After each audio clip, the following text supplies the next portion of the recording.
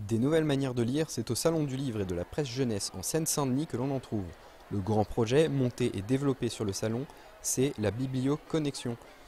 Après une année de test, le dispositif fait son retour dans un événement public, l'occasion de présenter encore plus de livres numérisés, afin de remplir un objectif, intéresser les jeunes lecteurs.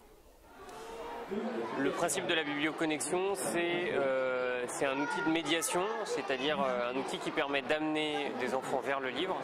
On joue avec les codes du jeu en l'occurrence, vu qu'on utilise une Kinect, qui est un outil auquel ils sont déjà confrontés et qu'ils connaissent. Un écran géant parce que c'est très attractif et ça nous permet du coup de ramener des enfants qui n'ont pas l'habitude du livre ou qui ne sont pas portés dessus vers ce média-là.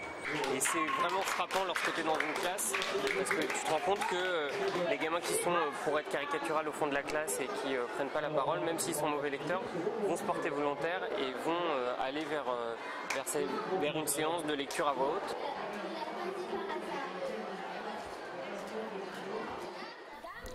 Des instructions simples à la portée de tous. Le salon propose à des groupes d'enfants de tester le système. Agiter les mains, bouger les pieds, ils découvrent ainsi une manière amusante de lire en groupe.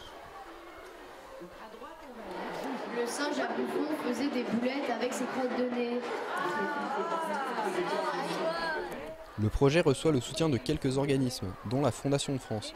Une coopération avec Microsoft, créateur du capteur de mouvement Kinect, est même envisagée. En tout cas, les principaux intéressés semblent convaincus.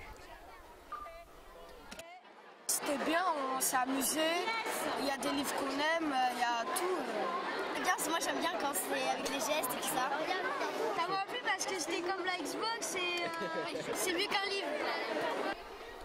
Une expérimentation à grande échelle sera lancée dès février 2014. Une version améliorée de la Biblioconnexion pourra ainsi s'inviter dans nos maisons. Si le projet est un succès, de nombreuses autres applications seront ajoutées. Certaines idées ont déjà été développées, comme une version pour les enfants handicapés ou encore une traduction en langage des signes.